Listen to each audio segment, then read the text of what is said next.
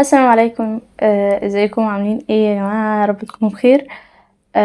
بقالنا تقريبا شهر او شهر ونص منزلناش اي فيديوهات، ولكن بسبب ضغط الدراسه وامتحانات وميد ترم.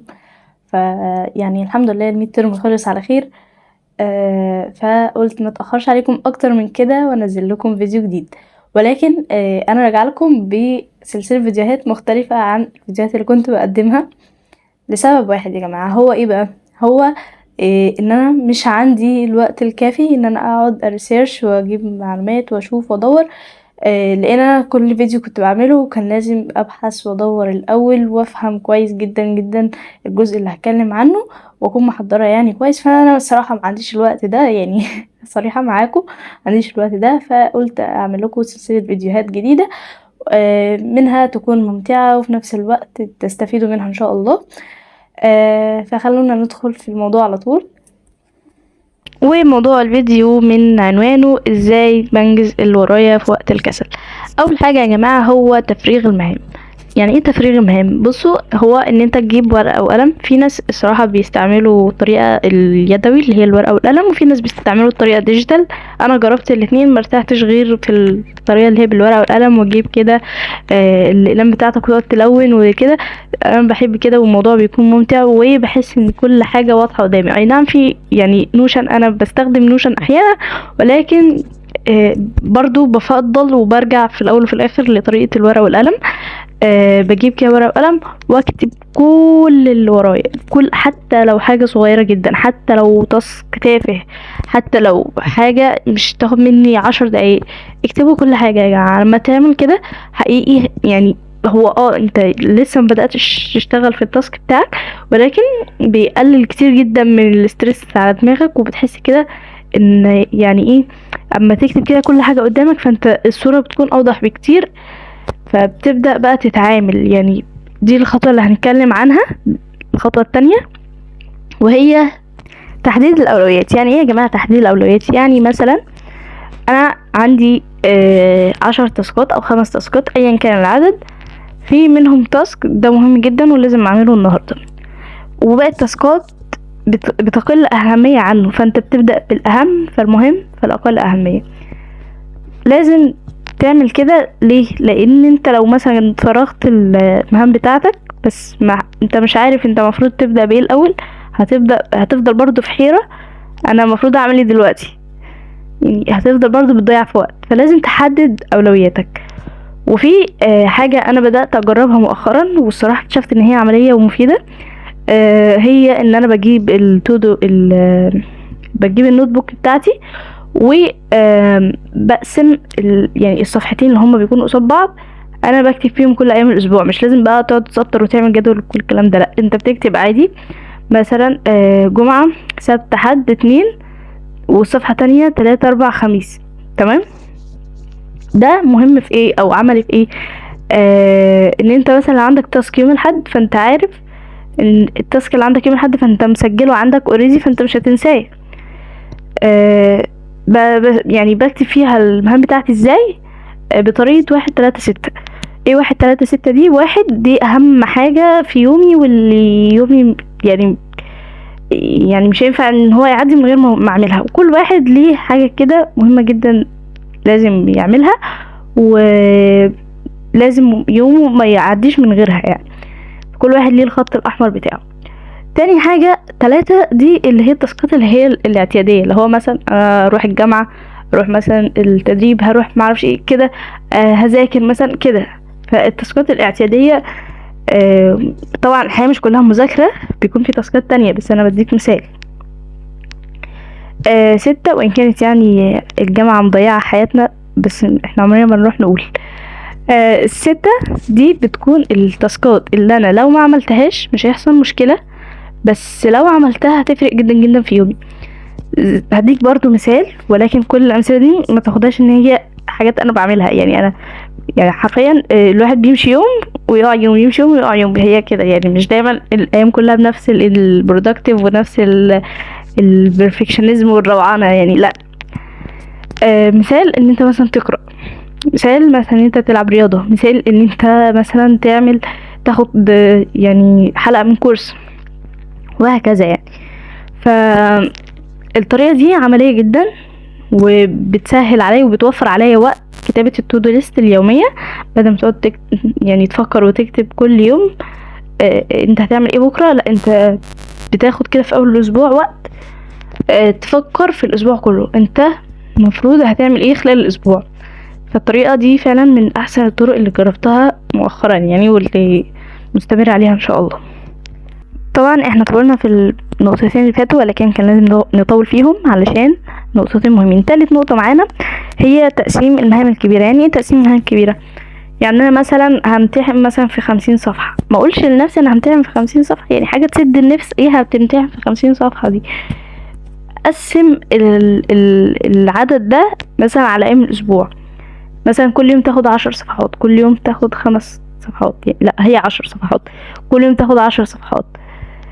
لما تعمل كده انت يعني ايه بتخدع نفسك، اللي هو انت كده كده عارف ان انت هتذاكر 50 صفحة، بس احسن من ان انت تقول انا هذاكر 50 صفحة النهاردة، عمرك ما هتعملها. يعني لما تيجي تقول انا هذاكر 50 صفحة النهاردة، يعني مفيش حد بيعمل كده، مفيش حد بيذاكر اصلا 50 صفحة، احنا بنذاكر صفحتين بالعافية يعني. فقسم المهمة الكبيرة بتاعتك لمهام صغيرة، هتقسم المهمة دي وتشوف الديدلاين بتاعها امتى، تبدأ تشتغل عليها، بس ما تزنقش نفسك ليوم الديدلاين الفجر. يعني مثلا ما يكونش عندك بروجكت مثلا هتسلمه فتيجي تيجي يوميها الفجر وتبدأ تعمل فيه، لا، ابدأ اشتغل فيه من وقت ما اتطلب منك مثلا، او من وقت ما الحاجة دي المفروض تبدأ فيها، وتكون حاطط خطة واضحة علشان برضو ما تزنقش نفسك. يعني مثلا ما تعملش في يوم صفحتين وفي يوم 10 وفي يوم 5، لا، اعمل لنفسك خطة كده ان انت تقسم الحاجة الكبيرة دي لحاجات صغيرة، هتلاقي الموضوع اسهل بكتير. البوينت اللي بعد كده وهي التخطيط الاسبوعي. زي ما لسه قايله من شويه ان انت بتجيب نوت بوك او تكتب على نوشن، ايا كانت الطريقه اللي انت بتحبها، وتقسم الايام بتاعتك، وتقسم التاسكات اللي انت المفروض تعملها خلال الاسبوع على الايام، ومبدأ 1 3 6 اللي اتكلمنا عنه. فعلا التخطيط الاسبوعي بيوفر كتير جدا من حوار التودو ليست اليوميه. فخطط لاسبوعك. البوينت اللي بعد كده هي وضع نظام الثواب والعقاب. يعني مثلا لو انا خلصت التاسك ده هتفرج على فيلم بحبه، هنزل مثلا اتمشى، هعمل لي اكله بحبها، وهكذا. لو ما عملتش التاسك ده انا هيكون في عقاب، مثلا مش همسك التليفون، بما ان ده يعني بقى مصدر الدوبامين بتاعنا يعني للاسف. لو انا ما عملتش التاسك ده، لو انت مثلا هتخرج او حاجه، لا، هتعاقب نفسك، ويكون عقاب شديد فعلا. يعني لازم تقسو على نفسك احيانا. احنا دايما بنقعد نقول خليك حنين على نفسك ولطيف ومعرفش ايه الكلام الحلو ده، بس نفسك لازم تقسو عليها احيانا، لازم تشد عليها شويه، ما ينفعش طول الوقت تبقى مريحه، لازم يكون في يعني ايه التزام شويه. فلازم تعمل وضع نظام الثواب والعقاب. اخر حاجة معانا وهي لازم تاخد بريك، لان البريك او الراحة جزء اساسي. ليه بقى؟ لان انت لو فضلت مثلا طول الاسبوع بتشتغل، تيجي يوم الجمعة برضو بتشتغل، يوم السبت بتشتغل، يوم الاحد بتشتغل، الاثنين انت كده بتعمل نفسك ان انت آلة. اي نعم لازم تبقى قاسي على نفسك زي ما قلنا، بس تقسو عليها لما تكون مش ملتزمة، لما تكون هي اصلا طول الاسبوع متدلعه، فانت مش هتيجي يوم الجمعه كمان وتقول هاخد بريك. بتاخد بريك على يعني بتستريح من الراحه، مش هينفع. لازم تاخد بريك لما تكون مثلا طول الاسبوع اشتغلت واديت كويس، ولازم تاخد بالك من البوينت دي، لان في ناس هم مثلا محددين يوم الجمعه ده هو اليوم الراحه بتاعهم، مع انهم هم يكونوا مثلا طول الاسبوع ما اشتغلوش كويس، ما عملوش كويس في، يعني يكون مثلا اشتغلوا يومين وناموا باقي الايام. فانت بتاخد راحه على ايه؟ تاخد راحه لما تكون انت اشتغلت واديت كويس وفعلا تعبت وتستحق ان انت تاخد اليوم ده.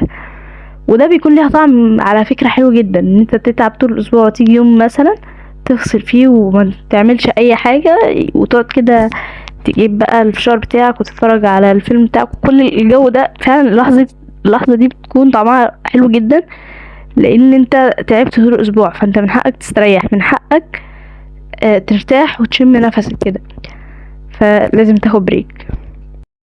العادة وصلنا لفقرة الكود، والكود بتاع النهاردة من قول ابن القيم قال: وقد أجمع عقلاء كل أمة على أن النعيم لا يدرك بالنعيم، وأن من آثر الراحة فاتته الراحة، وأنه بحسب ركوب الأهوال واحتمال المشاق تكون الفرحة واللذة، فلا فرح لمن لا هم له، ولا لذة لمن لا صبر له، ولا نعيم لمن لا شقاء له، ولا راحة لمن لا تعب له. بل إذا تعب العبد قليلا استراح طويلا، وإذا تحمل مشقة الصبر ساعة قاده لحياة الأبد، وكل ما فيه أهل النعيم المقيم فهو صبر ساعة، والله المستعان ولا قوة إلا بالله. يعني إيه بقى الكلام ده؟ يعني علشان ترتاح أنت مش هترتاح، دي حاجة لازم تاخد بالك منها. احنا في دار شقاء، انت جاي هنا بتتعب، الحياة الأبدية لسه مجتش، فالنعيم لا يدرك بنعيم. عايز توصل لحاجة فانت لازم تدفع قصادها حاجات، لازم تدفع الثمن كده بمعنى أصح، علشان تحس بشعور الفرحة في الآخر. لازم تبذل مجهود، لازم تتعب. فانت يعني لو عندك هدف عايز توصله، مش هتوصله طول ما انت مستريح، مش هتوصله طول ما انت قاعد في الكومفورت زون، مش هتوصله طول ما انت مبتعملش حاجة، مش هتوصله طول ما انت قاعد في البيت مستني الفرصة تجيلك على طبق من ذهب. يعني الحياة البيرفكت انت عمرك ما هتوصل لها طول ما انت قاعد مستنيها. الفرص دايما بتروح للي بيجتهد واللي بيحاول واللي بيسعى من الاخر كده. فبس كده، ده كان فيديو النهاردة. اتمنى ان هو يكون فيديو مفيد ولذيذ في نفس الوقت، وقولولي لو حابين نكمل في السيكونس بتاعت الفيديوهات دي. يكون فيها طبعا هيكون في افكار تانية. لو عايزين نتكلم عن حاجة معينة اكتبوها برضو في الكومنتس، وطبعا ما تنسوش تشير الفيديو مع غيرك عشان لو حد كسلان ومش عارف يعمل ايه والبلاوي متلتلة حواليه يقدر يقوم ويخلصها ان شاء الله. بس كده، ده كان فيديو النهاردة، والسلام عليكم ورحمة الله وبركاته.